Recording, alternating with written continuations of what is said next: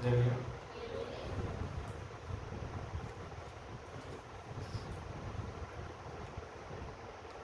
అవకాశం ఇచ్చిన వాక్యానికి వందనాలు. రాష్ట్రానికి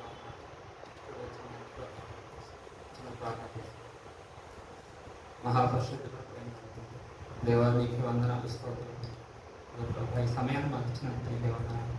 దేవా, నీ వాక్యం పంచుకోబోతుంది. నీ కృతజ్ఞతని బలపరచు, సహాయం చేయండి ప్రభావ. నన్ను మరుగుపరచుకుంటాను. మీరే మాట్లాడండి, ప్రతి ఒక్కరితో మాట్లాడండి. హృదయాంతరంగా లేదు నా దేవుడు. నీకు వందనాలు, స్తోత్రం. ప్రతి విషయంలో తోడుగా నడిపించు.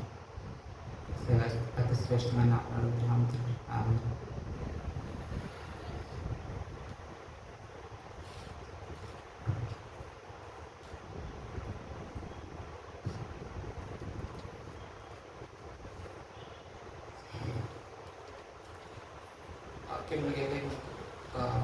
ప్రశ్న, ఈరోజు ఇక్కడ మనం అందరం కూడి ఉన్నాం. మన యొక్క గురేంటి? మనం ఏ గురితో ఇక్కడికి వచ్చి ఉన్నాం? ప్రతి ఒక్కరికి ఒక గురి ఉంటుంది కదా. అలాగే ఈరోజు మనం ఆయన ఆరాధిస్తున్నాం. అలాగే నువ్వు అసలు ఏ గురితో ఆయన ఆరాధిస్తున్నట్టు వచ్చావు? అయితే ఈ లోకంలో సాతానుడు వాడికి ఒక గురి ఉంది. ఏంటి? నిన్ను పాపంలో పడేయాలి, నిత్య నాశనానికి తీసుకెళ్ళాలి. అది వాడి గురి. అలాగే నీ గురి ఏంటి? నువ్వు ఈ రకంగా భక్తి చేస్తున్నావు, ఓకే, బాగానే ఉంది. మరి సాతాను 24/7 పనిచేస్తున్నాడు. అలాగే నువ్వు ఎంతసేపు పనిచేస్తున్నావు? దేవుని యొక్క రాజ్యంలో చేరటం నీ గురి అయితే నువ్వు ఎంతసేపు పనిచేస్తున్నావు ఆయన రాజ్యంలో నువ్వు చేర్చబడటానికి? అవునా? ఒకసారి ఆలోచించుకోవాలి. అలాగే పౌలు ఒక మాట అంటాడు, మనం సాతాను గారి తంత్రాలను ఎరుగున వాళ్ళం కాదంట. వాడు సాతాను గారి తంత్రాలు అన్నీ మనకు బాగా తెలుసు. కానీ మనం దాంట్లోంచి తప్పించుకోబడటానికి, మన దాంట్లో పడకుండా ఉండటానికి, మనం ఆయన ఆరాధించడానికి, ఆయన సన్నిధులు చేసి మనం ఇట్లా కూడుకుంటున్నాం. దేవుడు మనతో మాట్లాడుతాడు అప్పుడు. ఎలా అంటే, నువ్వు సపోజ్ నువ్వు ఒక పీక్ స్థాయిలోకి వెళ్ళావు, బాగా నీ ఆశలు, నీ కోరికలు, నువ్వు ఏదైతే అవ్వాలనుకున్నావో ఒక స్టేజ్లోకి వెళ్ళావు. ఆ స్టేజ్ మొత్తం వెళ్ళిన తర్వాత దేవుడు అవన్నీ విడిచిపెట్టి వచ్చేయంటే నువ్వు వచ్చేస్తావా? రాగలవా? పేతురుని దేవుడు రమ్మన్నాడు. వెంటనే ఏమన్నాడు పేతురు? నా భార్యకి చెప్పొస్తానడా అనలేదు. అబ్రహాముని అడిగాడు, నీ కుమారుని తీసుకొచ్చి నాకు బలిచ్చేయమని. తన భార్యతో చెప్పాడా? లేదు. నిన్ను చేయమంటే నువ్వే చేయాలి. అవునా? నిన్ను రమ్మంటే నువ్వే రావాలి. దేవుడు అలా మాట్లాడతాడు.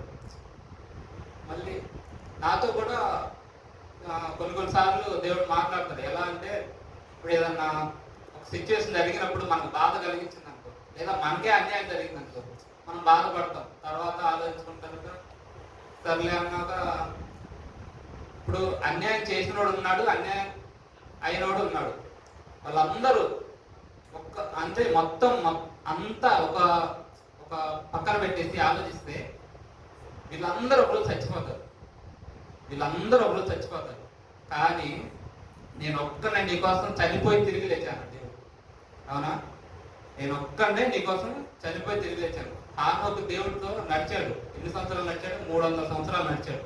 అప్పుడు హానోకు దేవుడితో నడిచిన తర్వాత, ప్రభు ఎక్కడికి వచ్చామంటే పరలోకం వచ్చింది హానోకు అన్నాడు. ఈరోజు నువ్వు నేను ఎంతసేపు నడుస్తున్నావు ఆయనతో? అవునా? ఒకసారి ఆలోచించుకోవాలి. ఈరోజు పొట్టలు లేని వాళ్ళు నిలబడడం అంటే చాలా తక్కువ. పొట్ట లేని వాళ్ళు నిలబడడం అంటే చాలా తక్కువ మంది నిల్చుంటారు. అదే ఇంకా 6 ప్యాక్ అంటే ఇంకా కష్టం. అలాగే ఈ పొట్టకు పట్టిన కొవ్వును కరిగించుకోవడానికి నీకు డైట్ మెయింటైన్ చేయాలి, ఎక్సర్సైజ్ చేయాలి, జిమ్ చేయాలి, ఇంకా పొద్దునే లేవాలి. ఇన్ని చేయాలంటే, నీ గుండెకు పట్టిన అహంకారం కరిగించుకోవాలంటే, దాన్ని తగ్గించుకోవాలంటే నువ్వు ఎంత చేయాలి ఇంకా? అవునా? అలాగే దేవుడి రాజ్యం అంటే తిండి అన్నపానాలు కాదు, ఆయన నీతి సమాధానం. దేవుని వాక్యం సెలవిస్తుంది. నీతి, సమాధానం, పరిశుద్ధాత్మ యందలి ఆనందం అని వాక్యంలో వెళ్తాం. యోగు రాసిన పత్రిక 31-34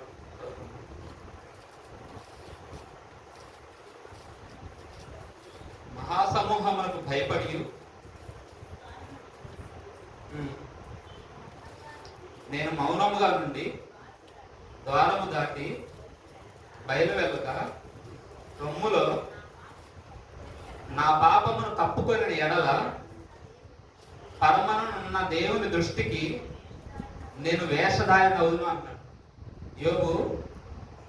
యోబు గురించి దేవుడు ఒక సాక్ష్యం ఇచ్చాడు. ఏంటంటే ఆయన తూర్పు దిక్కంతటిలో నీతిమంతుడు. ఆయన ఈ మాట అంటున్నాడు, నేను నా రొమ్ములో నేను పాపం తప్పుకొని ఎడల పరమునున్న దేవుని దృష్టికి నేను వేషధారణ అంటున్నాడు. అలాగే ఈరోజు మనం పాపం మన హృదయంలో పాపం పెట్టుకొని ఇక్కడికి వచ్చి ఆరాధిస్తున్నామంటే అది అబద్ధం. ఆదివారం వచ్చి సండే నుంచి మండే నుంచి సాటర్డే వరకు మన ఇష్టం వచ్చినట్టు తిరిగి వాళ్ళతో కొట్లాడి, వీళ్ళతో కొట్లాడి, వాళ్ళతో గొడవలాడి, లేదంటే వాళ్ళతో అన్ని చికాకులు పెట్టుకొని ఇక్కడికి వచ్చి ఆరాధిస్తున్నామంటే అది అబద్ధం. ఒకసారి మనం పరీక్షించుకోవాలి. దేవుడు ఇంకో మాట మత్తయి 3:1 ఆ దినముల యందు బాప్తిస్మం ఇచ్చి యోహాను వచ్చి పరలోక రాజ్యం సమీపించి ఉన్నది, మారు మనసు పొందుడని యోదయ అరణ్యంలో ప్రకటించుచుండెను. ప్రభు మార్గం సిద్ధపరచుడి, ఆయన త్రోవలు సరళము చేయడని అరణ్యంలో కేక వేయని ఒక శబ్దము అని ప్రవక్త యెషయా ద్వారా చెప్పబడిన వాడు ఇతడే. అయితే ఇక్కడ యోహాను ఏం చెప్తున్నాడంటే మారు మనసు పొందమన్నాడు. అంతేగాని ఆస్తులు సంపాదించుకోమన్నా, అవునా, అద్భుతాలు చేయమన్నా, స్వస్థత చేయమన్నా, మారు మనసు పొందమంటున్నాడు. అయితే ఇప్పుడు దేవుడు ఒకవేళ నిన్ను అబౌట్ టర్న్ అన్నాడు అనుకో. అబౌట్ టర్న్ అంటే ఈ లోకం నుండి, ఈ లోకం ఉన్న ఆశలు, నీ ఇచ్చలు, నీ పాపం, నీ వ్యభిచారం, నీ కుట్ర, కుళ్ళు, దుర్మార్గం నుండి దేవుని సిలువ వైపు పూర్తిగా తిరగాలి. అది అబౌట్ టర్న్ అంటే, అవునా. అలాగే అంతే, అలా ఉండాలి. కానీ కాసేపు సినిమా, కాసేపు సీరియల్, కాసేపు గర్ల్ ఫ్రెండ్, కాసేపు బాయ్ ఫ్రెండ్ అంటే కుదరదు. దేవుని దగ్గర కరెక్ట్గా ఉండాలి.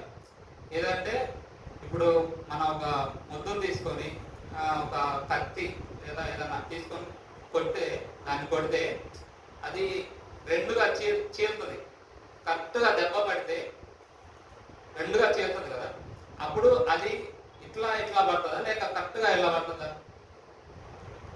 కరెక్ట్ ఉంటుంది, అవునా. అలా పడ్డప్పుడు అది ఇరుగుతుంది. అలాగా దేవుని వాక్యం కూడా అలాగే మనని రెండంచులు గల ఖడ్గం వలె మన హృదయాంతరం దూసిపోతున్నాం.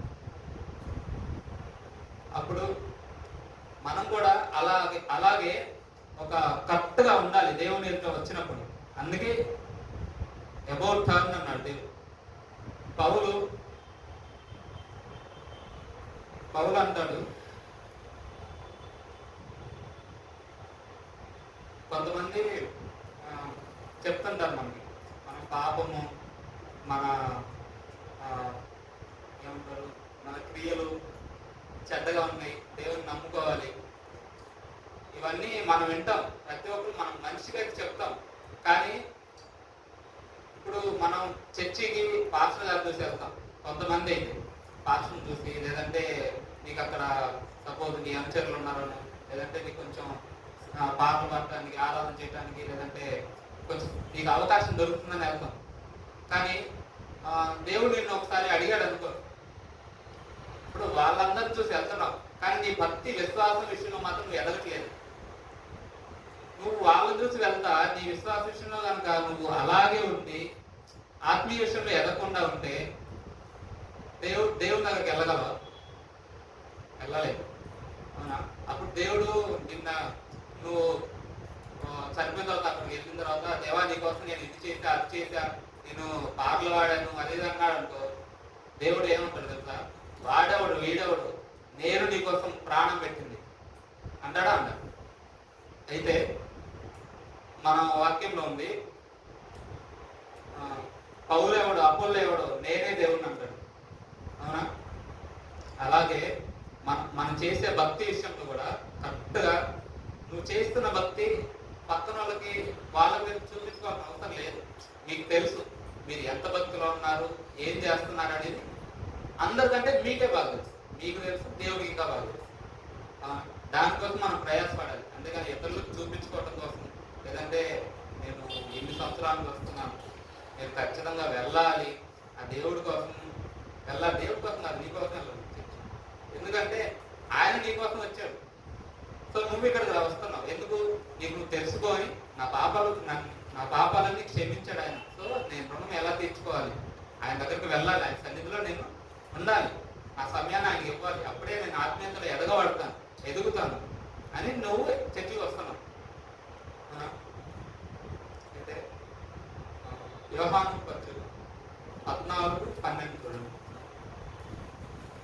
నేను తండ్రి యొద్దకు వెళ్ళుచున్నాను కనుక నేను చేయు క్రియలు నా యందు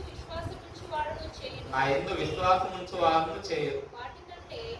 చాలు. ఇక్కడ దేవుడు ఏమంటున్నాడంటే, నేను తండ్రి యొద్దకు వెళ్ళుచున్నాను కనుక నేను చేయు క్రియలు నా యందు విశ్వాసం ఉంచు వారు కూడా చేస్తారు. ఆయన యందు విశ్వాసం ఉంచిన వారు చేస్తారు. అక్కడ యేసుక్రీస్తు చేసిన క్రియలు అంటే ఫస్ట్ నీకు తెలుసా? దేవుడు యేసు ప్రభు ఈ లోకంలో వచ్చారు, 33 సంవత్సరాలు జీవించారు. అయితే ఆయన చేసిన క్రియలు ఏంటి? ఆయన అద్భుతాలు చేశాడు, స్వస్థపరిచాడు. అద్భుతాలు ఏం చేశాడు? 5,000 మందికి రొట్టెలు పంచాడు, మళ్ళీ నేల మీద నడిపించాడు, స్వస్థతలు చేశాడు. ఇలాగా చాలా చేశాడు. అయితే ఇక్కడ ఏమంటున్నాడు? ఆయన యందు విశ్వాసం ఉంచితే ఆయన చేసే క్రియలు కూడా మనం కూడా చేస్తామంట. అంటే మన విశ్వాసం ఇంకెంతగా ఉండాలి, మనం ఒకసారి పరీక్షించుకోవాలి.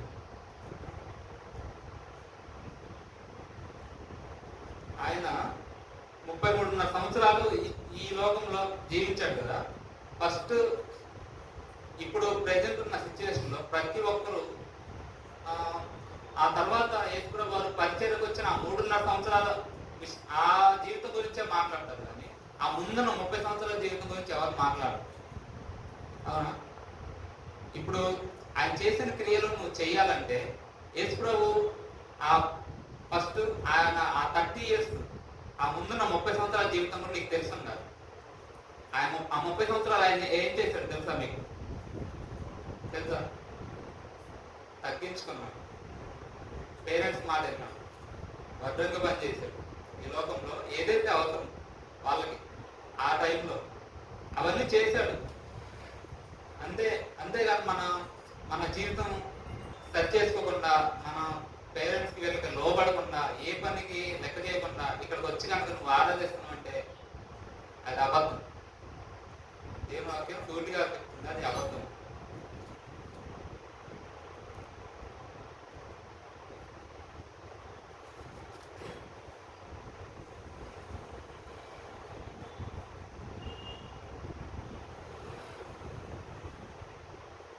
అలాగే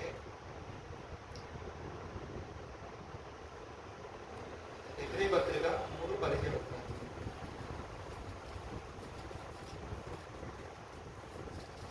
ఎవరి మీద 40 ఏళ్ళు ఆయన కోపగించెను. పాపము చేసిన వారి మీదనే కదా వారు శవములై అరణ్యంలో రాలిపోయాను. ఇక్కడ దేవుడు మాట్లాడుతున్నాడు. ఇప్పుడు ఇశ్రాయేలు ప్రజలు అరణ్యం నుండి, ఐగుప్తు నుండి బయటికి తీసుకొచ్చినప్పుడు మాకు ఆహారం లేదు అంటే దేవుడు మన్నాన్ని ఇచ్చాడు. తర్వాత వాళ్ళు సనిగితే ఏమయ్యారు? అరణ్యంలో రాలిపోయారు.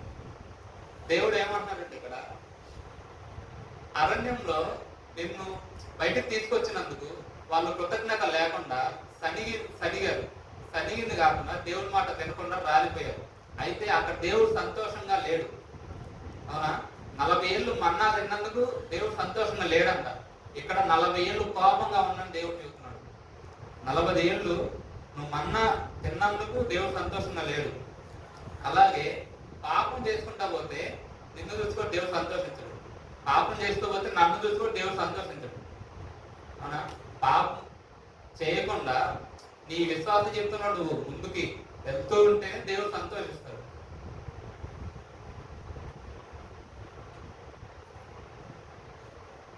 యోహాను రాసిన పత్రిక 6:38.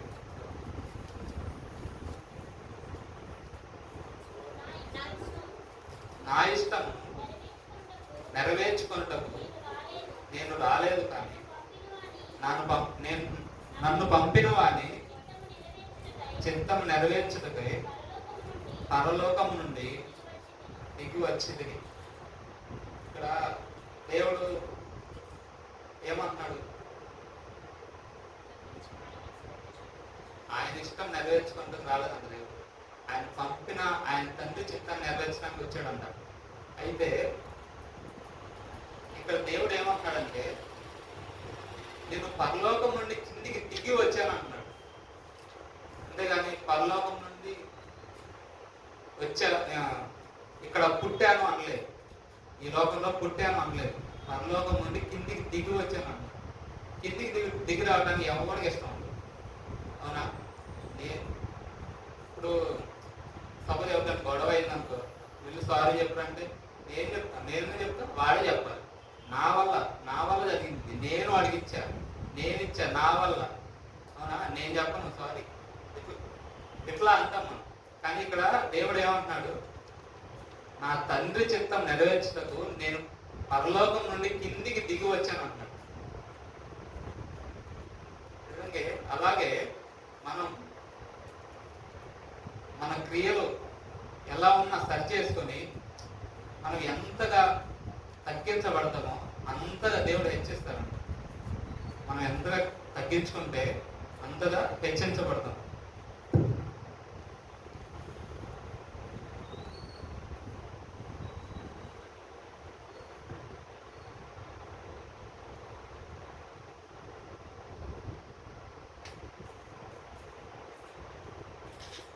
ఈరోజు నేను బాగా రీల్స్ చూస్తూ ఉంటే ఒక చిన్న వీడియో నాకు కనిపించింది. ఏమంటే అందులో ఒక ఆయన అంటున్నాడు, ఇప్పుడు ట్రాఫిక్ పోలీస్ అతన్ని దగ్గరికి వెళ్ళి ఇక్కడ చర్చి ఎక్కడుందయ్యా, చర్చి ఎక్కడుందని అడిగితే అతను ఏం చెప్తాడు? అలా అక్కడ సిలువ కనిపిస్తుంది చూడు, అదే చర్చి అంటాడు. అవునా? అయితే నేనంటాను, ఇప్పుడు ఆ ట్రాఫిక్ పోలీస్కి కనపడ్డ సిలువ నీకు తెలిసిన సిలువ ఒకటే అయితే ఉపయోగం లేదు. ఆయనకు తెలిసిన సిలువ మనకు తెలిసిన సిలువ ఒకటే అయితే ఉపయోగం లేదు, ఏమి యూజ్ లేదు. ఇప్పుడు ఆ సిలువ విలువ మనకు తెలిసి ఉండాలి. మనం ఆయన ఎందుకు ఆరాధిస్తున్నాం, అసలు ఆ సిలువ ఆయన ఎందుకు వేయబడ్డాడు మనకు తెలిసి ఉండాలి. అవునా? అయితే నువ్వు అసలు ఎందుకు పుట్టావో తెలుసా నీకు? ఈ లోకంలో నువ్వు అసలు ఎందుకు పుట్టావు? నువ్వు ఎందుకు పుట్టావంటే యేసయ్య మన కోసం చనిపోయి తిరిగి లేచాడు. సో ఆయనతో పాటు మనం కూడా తిరిగి జన్మించాలి కాబట్టి మనం పుట్టాం. అర్థమైందా? మనం తిరిగి జన్మించాలి కాబట్టి ఆయన పుట్టాం. లేకపోతే ఆయన అసలు ఈ లోకానికి రాకపోతే ఆయన మనకు అర్థం కాదు. ఆయన ఈ లోకానికి రాకపోతే మనకు అర్థం కాడాలి. ఎందుకంటే ఆయన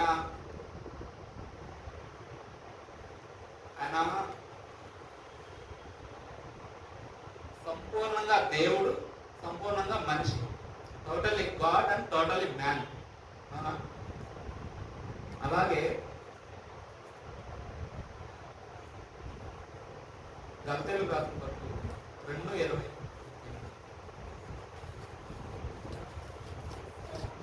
నేను క్రీస్తుతో కూడా సిలువ వేయబడి ఉన్నాను, ఇకను జీవించువాడని నేను కాదు, క్రీస్తు నా యందు జీవించుతున్నాడు.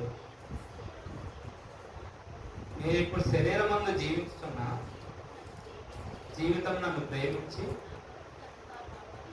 నా కొరకు తన్ను తాను అప్పగించుకొని దేవుని కుమారుని యందు విశ్వాసం వలన జీవించుతున్నాను.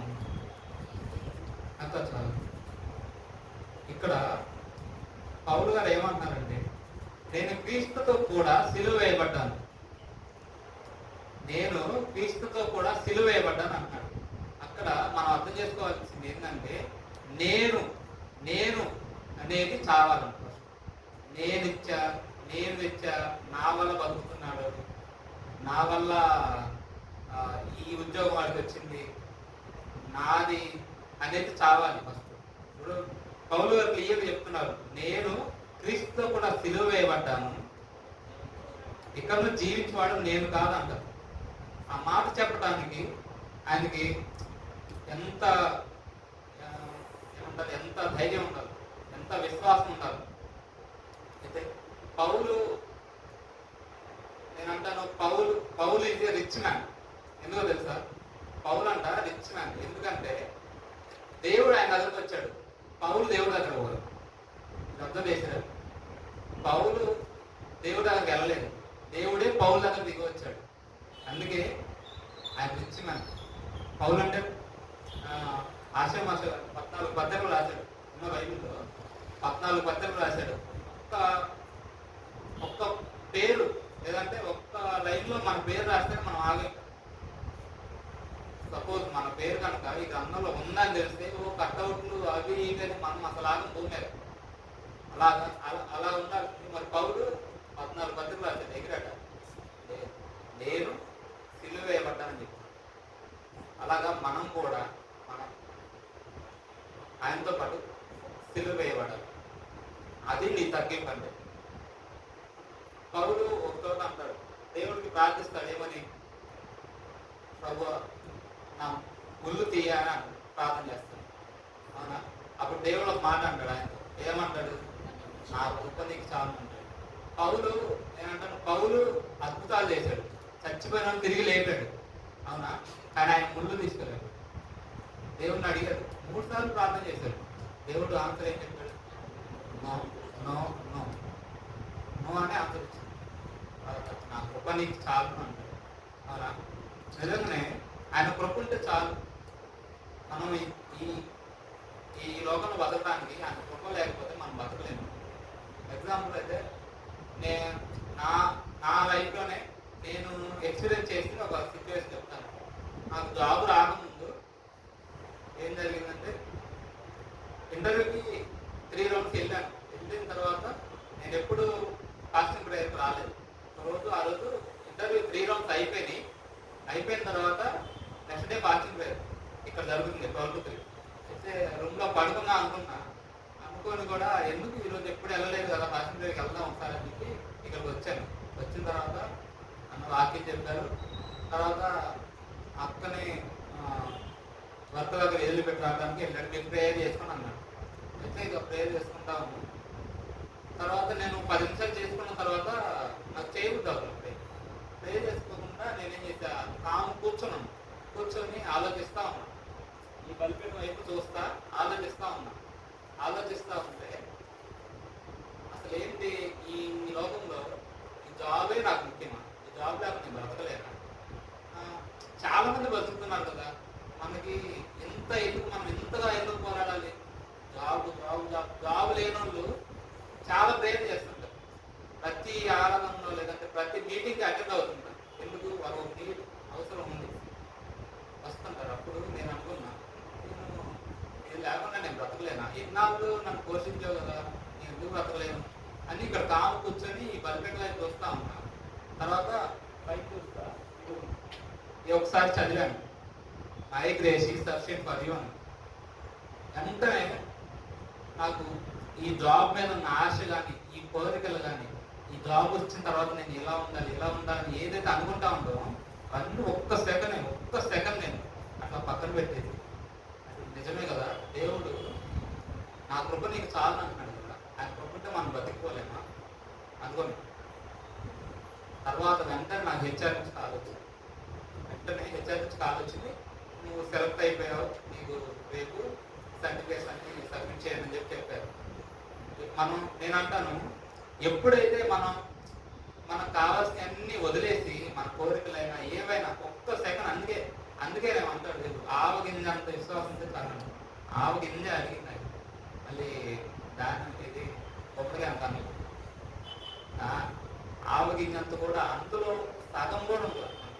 ఆ సగంలో సగం కూడా కాదు అనుకుంటే, మనం ఎప్పుడైతే వీటన్నిటిని వదిలేసి మనం ఆయన వైపు తిరుగుతామో, ఆయన నీతిని రాజ్యాన్ని మొట్టమొదటి ఎత్తమన్నాడు. ఈ మాట బాగా ఇష్టం. నీతిని ఆయన రాజ్యాన్ని ఫస్ట్ ప్రయారిటీ దానికి ఇవ్వాలన్నాడు. దాని తర్వాత నువ్వు ఏదైనా అడుగు, నా నీతిని వెతుకు ఫస్ట్, తర్వాత నువ్వు ఏదైనా అడుగు. మళ్ళీ కీర్తనలో ఇంకో మాట ఉంటుంది, నన్ను ఘనపరిచే వారిని నేను ఘనపరుస్తాను. అవునా? ఫస్ట్ ఆయన్ని ఘనపరచడం నేర్చుకుంటే ఆయన మనల్ని ఘనపరుస్తాడు. ఆ వాక్యం కూడా చాలాసార్లు నన్ను బలపరిచింది. ఇంకో వాక్యం ఏంటంటే, నువ్వు నీతిగా ఉన్నావు అనుకో, ఇలా చెప్పాను కదా, నా నీతిని వెతకమన్నాడండి. నువ్వు నీతిగా ఉంటే ఆయన అంతర్యంత్రం హర్షిస్తే అంట. కీర్తన ఉంది ఇది కూడా. మనం నీతిగా ఉంటే ఆయన సంతోషపడతాడు. మనం చర్చికి ఎందుకు వస్తాం? ఆయన సంతోషపెట్టడానికి కదా. ఆయన సంతోషం ఎక్కడుంది? మనం నీతిగా ఉంటేనే కదా. మనం నీతిగా ఉంటే ఆయన నీతిని వెతికినట్టు కదా.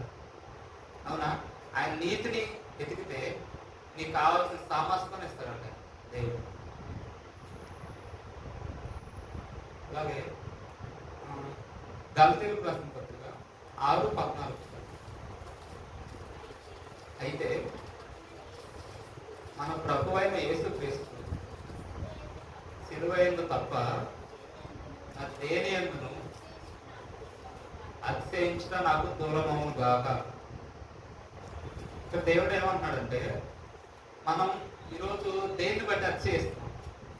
నీకున్న జాబ్ ఇస్తున్నా, లేదంటే నీకున్న కార్లు, బంగ్లాలు, లేదంటే నీకు వచ్చే శాలరీని తెచ్చేసుకుని, నీకున్న ఆస్తిని, వాటిని చూసి నువ్వు ఈరోజు అతిశయిస్తున్నావు. మనం ఇక్కడ పౌలు అంటున్నాడు, నేను సిలువ యందు తప్ప మరి దేని యందు నేను అతిశయించట్లేదు అన్నాడు. మనం కూడా ఆ సిలువ యందు తప్ప దేని యందు అతిశయించకూడదు. ఆ సిలువ విలువ ఫస్ట్ మనకు తెలిస్తే దాని తప్ప మనం దేన్ని బట్టి కూడా అతిశయించం. నాకు నేను ఫస్ట్ కొత్తగా బాప్తిజం చేసిన కొత్తలో ఏమనిపించిందంటే, ఇప్పుడు మనం వెతికే దేవుడు నమ్మదగిన, మనం ఏం అడిగినా ఇస్తాడు. ఇప్పుడు సపోజ్ ఎవరైనా వాళ్ళు ఎంత రోజులైనా కానీ మన దగ్గరకు వచ్చి నీకు అది ఇస్తా ఇది ఇస్తా అంటారు. సపోజ్ నీకు జాబ్ లేదు, ఒక అతనికి సాఫ్ట్వేర్ కంపెనీ ఉంది. ఆ కంపెనీలో ఆయన ఏమన్నాడు, నీకు కాల్ చేసి నీకు ఇలా జాబ్ ఆపర్చునిటీ ఇద్దాం అనుకుంటాను అంటాడు. నీకు ఎంతనే ఏమైంది? ఓకే, నాకు దేవుడే దారుణం చేసాడేమో అన్నట్టు నువ్వు వెళ్తావు. అప్పుడు తర్వాత ఏదో ఒక రీజన్ అయ్యి నీకు సక్సెస్గా నువ్వు జాబ్లోకి వెళ్ళావు. ఇప్పుడు దేవుడు అనుమతించకుండా నీకు అది నీ జీవితంలోకి వచ్చిందా? వస్తుందా? రాదు. కానీ ఇక్కడ మనం అసలు ఇచ్చేవాడిని మర్చిపోయి ఎక్కువగా ఇతర మీద ఫోకస్ పెట్టి అక్కడ నా దేవుడే కార్యం జరుగుతున్నాడని ఈ ప్రాసెస్లో ఉంటాం. కానీ దేవుని మర్చిపోతాం. అవునా? జాబ్ వచ్చే ముందు వరకు ఒకలా ఉంటాం, జాబ్ వచ్చిన తర్వాత ఒకలా ఉంటాం. కానీ దేవుడు అది కోరుకోవట్లా. ఇప్పుడు ఇచ్చిన వాడికి చేద్దాం పని ఇస్తాడు, తీసేస్తాడు. ఆయన ఇష్టం. అది సమస్తం ఆయనకి సమకూర్చి ఉన్నాడు, ఆయన చేతిలో. అదే ఆయన ఎందుకు నమ్మిక ఉంచితే సమస్తం సమకూర్చి నీకు ఇస్తాను. అవునా? ఇంకో వాక్యం చూసుకున్నాం, ఫిలిప్పీయులు 3:7. అయినను ఏవేవి నాకు లాభకరమై ఉండెను వాటిని క్రీస్తు నిమిత్తము నష్టంగా ఎంచుకోండి. ఇప్పుడు ఏవేవి నాకు లాభకరమై ఉండెనో వాటిని క్రీస్తు నిమిత్తం నష్టంగా ఎంచుకోండి అన్నాడు పౌలు గారు. మనం కూడా అలాగే ఈ జీవితంలో మనకి ఉన్న ఏదైనా కానీ అది నష్టంగా ఎప్పుడైతే ఎంచుకుంటామో వాటికంటే శ్రేష్టమని మన దేవుడు మనకి ఇస్తాడు. అవునా? మనం దేన్ని బట్టి కూడా, మన జ్ఞానాన్ని బట్టి కానీ, మనకున్న జ్ఞానాన్ని బట్టి కానీ, దేన్ని బట్టి అతిశయించుకోండి. ఎప్పుడు మనకున్న సమస్తాన్ని ఎప్పుడైతే పక్కన పెట్టి, దేవా నువ్వు లేకపోతే నాకు ఇది లేదు, నువ్వు ఇవ్వకుండా నాకు ఇది రాలేదు, నువ్వు ఇస్తేనే తప్ప నా జీవితంలో ఇది ఏదన్నా కానీ అది అనుమతించబడింది కాబట్టి నేను ఈ స్థితిలో ఉన్నా, ఈ పొజిషన్ నాకు వచ్చిందంటే కేవలం నీ కృపే అని ఎప్పుడైతే మనం అడుగుతామో, అప్పుడు పౌలు గారు అన్నట్టు మిగతా వారిని అన్నింటినీ పక్కన నష్టంగా ఎంచుకుంటాం. దేవుడు మాత్రమే మనకు ప్రతి పరిస్థితిలో గుర్తొస్తాడు. దేవుడు మాట నిన్ను వల్లే నీ పొరుగు వారిని ప్రేమించమన్నాడు. అవునా? నిన్ను వల్లే నీ పొరుగు వారిని ప్రేమించమన్నప్పుడు అక్కడ మనం ప్రేమిస్తాం కాదట్లా, కానీ నిన్ను వల్లే అనే ఆ మాట మర్చిపోదు. నిన్ను వల్లే అనే మాట మర్చిపోదు. నిన్ను వల్లే అంటే నువ్వు నీకు ఎంతగా నిన్ను ప్రేమించమన్నా. అవునా? అలాగే ఎదురుగా ప్రేమించాలి. కొంతమంది పక్కన లైట్ తీసుకుంటారు, నువ్వు లైట్ తీసుకున్నావు అంటే నువ్వు దేవుని వాక్యంని ఫాలో అవుతున్నట్ట, నువ్వు ఆయన చెప్పిన ఆ ఆజ్ఞని నువ్వు పాటిస్తున్నట్ట కాదు. అవునా? అలాగే ప్రతి విషయంలో కూడా మనం ఆయన ఎందుకు నమ్మిక ఇచ్చి నడుచుకోవాలి.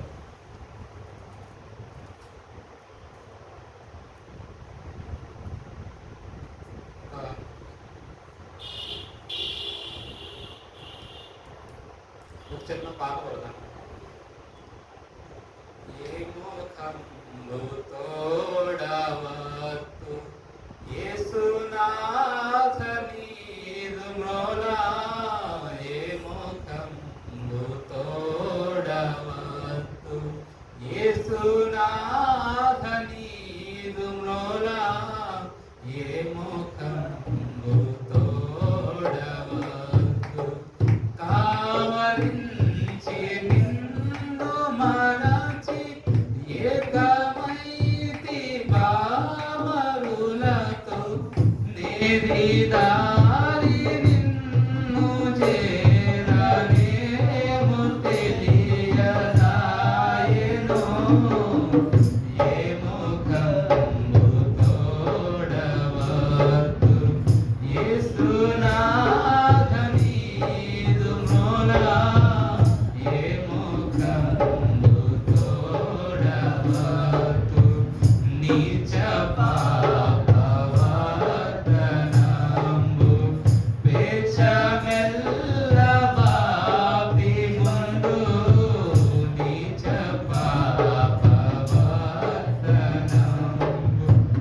కాచి పెంచి నియమనిష్ట ఆచరణము నిలుపు కొరకు దోషభారమెల్ల బాప పూచి నీదే నిజముగా, ఏమో కమ్ము తోడవత్తు యేసునాథ నీదు మ్రోలా, ఏమో కమ్ము తోడవత్తు తుట తుదకు నిన్ను చేర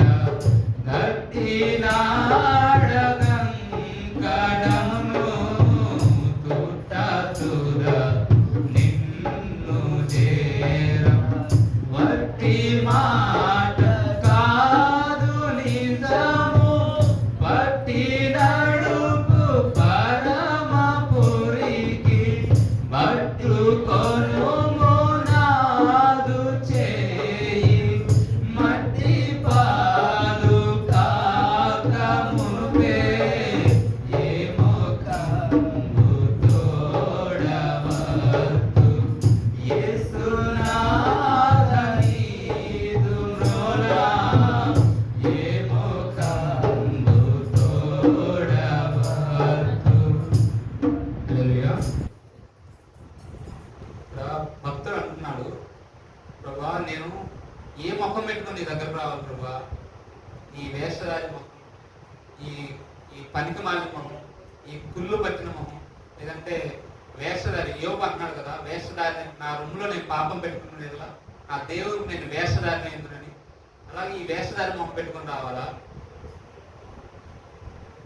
నేను నిన్ను మరిచి పామురులతో ఏకమైతుంది, ఈ లోకంలో ఉన్న వాళ్ళతో ఏకమయ్యాను ప్రభా. నిన్ను మరిచి నీవే నా పాపాలన్నింటినీ కడిగి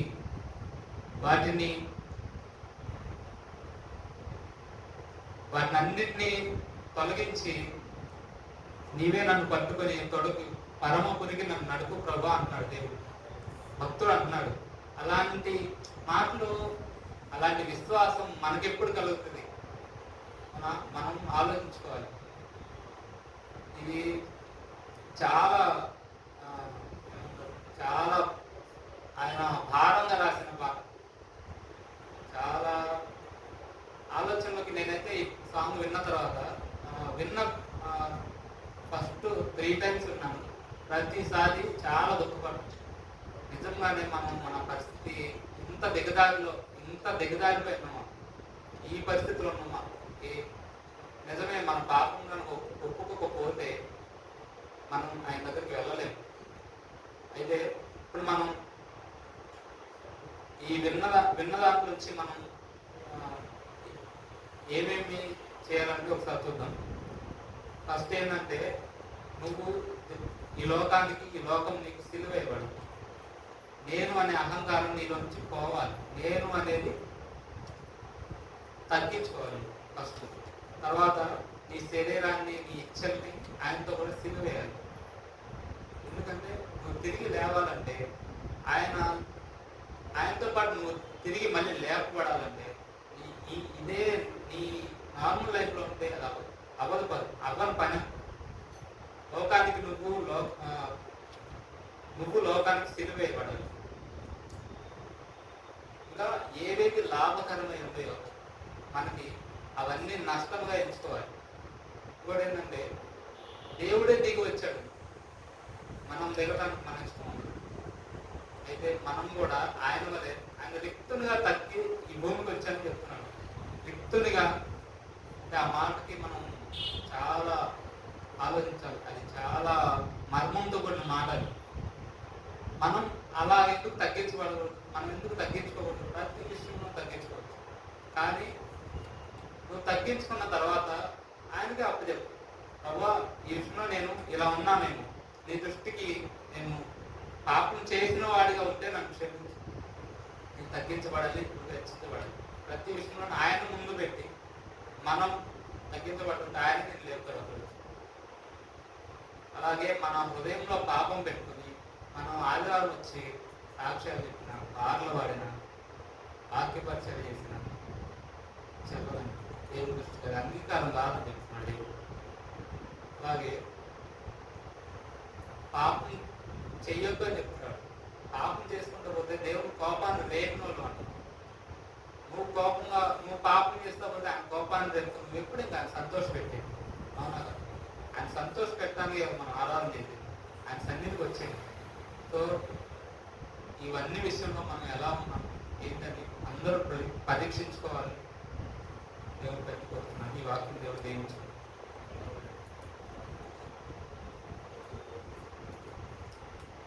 ప్రార్థన చేస్తాం. మహాపరిశుద్ధ ప్రేమ మన గొప్ప దేవ, నీకే వందనాలు, నీకు స్తోత్రాలు. దేవ ఇంతవరకు మాతో మాట్లాడినప్పుడు నీకే వందనాలు. విన్న వాక్యం బట్టి ప్రభావ ప్రతి విషయంలో తండ్రి మమ్మల్ని తగ్గించుకున్న ప్రభావ మీ ముందు ఎలా ఉండాలో ప్రభావ ఈ చెంతకు వచ్చిన మేము తగ్గించుకొని ప్రభావ మీ ముందు తండ్రి మిమ్మల్ని హెచ్చించేవాడు సహాయం చేయండి. ఈ నీతిని మీ రాజ్యాన్ని మొదటి వ్యక్తి వారు చేసి సహాయం చేయండి ప్రభావ. నీకే వందనాలు, స్తోత్రాలు. ఈ లోకంలో ఎన్ని ఉన్నా కానీ ప్రభావ అన్ని నష్టంగా ఎంచుకోమని చెప్పి ప్రభావ ఈ వాక్యం చదివిస్తుంది. కానీ ప్రభావ మీ వారి వెంట పరిగెడుతున్నాం తండ్రి. మమ్మల్ని దయతో క్షమించండి.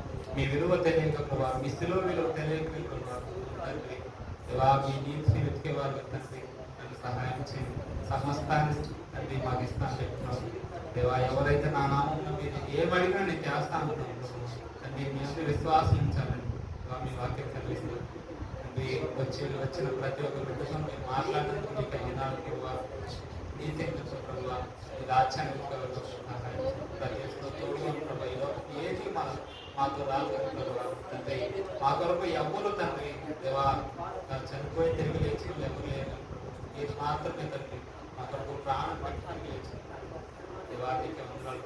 మీ శిలువ త్యాగాన్ని తండ్రి మీ వైపు తిరగడానికి తండ్రి విన్న వాక్యం ప్రభు అది ప్రతి ఫలము చెంది ప్రతి ఒక్క హృదయంలో మీరే ఆచరణ వర్తలు చేయాలి. మీకు వందనాలు స్తోత్రాలు తండ్రి. విని విడిచిపెట్టే వాళ్ళు కాకుండా ప్రభు అది ప్రతి విషయం ప్రభు కృతజ్ఞత ఆస్తులు చెల్లిస్తాను. ఈ కొండ పని సహాయం చేయాలి. ప్రతి విషయంలో ప్రభు సహాయం కోరే వాళ్ళు వేసుకున్నారు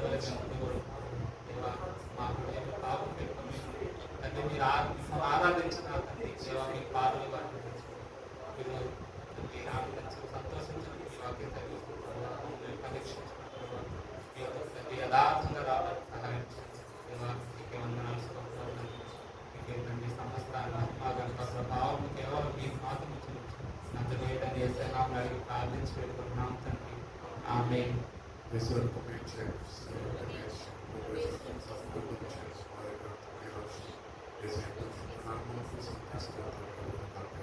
Amen.